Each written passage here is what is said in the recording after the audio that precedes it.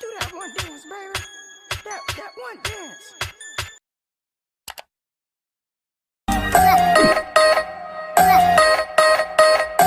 Halo anak-anak ibu, selamat pagi.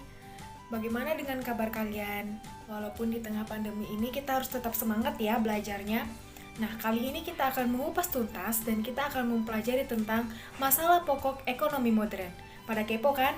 Yuk, kita sama-sama kupas tuntas ya.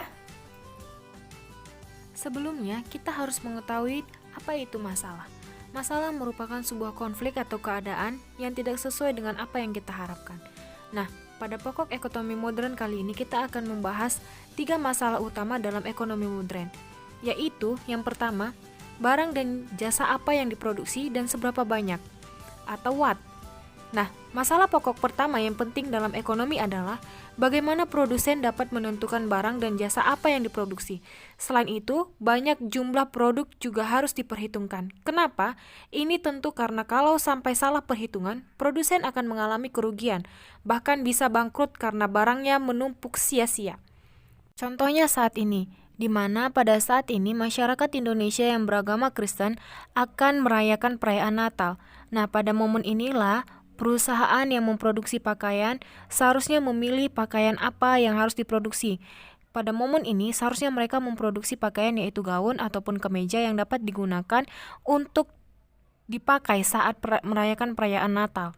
Nah, kenapa tidak pakaian sekolah ataupun pakaian lainnya?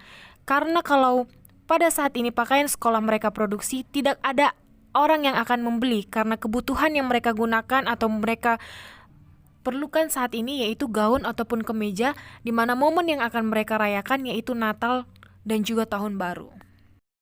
Masalah yang kedua yaitu bagaimana cara memproduksi barang tersebut. Setelah barang dan jasa sudah ditentukan jenis dan jumlahnya, maka masalah selanjutnya adalah teknik produksinya. Dengan sumber daya yang ada, produsen harus bisa menentukan teknik produksi yang paling efisien untuk mereka. Berapa banyak jumlah karyawan, teknik apa yang digunakan. Selain itu, produsen juga harus bisa menentukan apakah akan memproduksi dengan tenaga manusia atau bantuan mesin.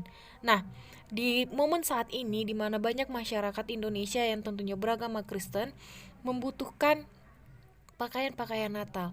Nah, seharusnya banyak juga perusahaan yang menggunakan mesin. Kenapa menggunakan mesin? Agar hasil yang diproduksi menghasilkan hasil yang efektif dan juga efisien, serta mempersingkat waktu untuk memproduksi pakaian-pakaian tersebut. Ialah untuk siapa barang tersebut diproduksi.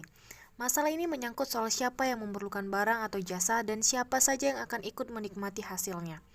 Pada dasarnya, keuntungan dari barang dan jasa yang diproduksi bukan hanya untuk konsumen saja, melainkan ada pihak-pihak lain yang menerima keuntungan, seperti misalnya karyawan akan menerima pendapatan, pemilik bahan baku akan mendapat upah, pemilik modal akan menerima bunga modal, dan tentunya produsen juga akan menerima keuntungan dari hasil penjualan produknya.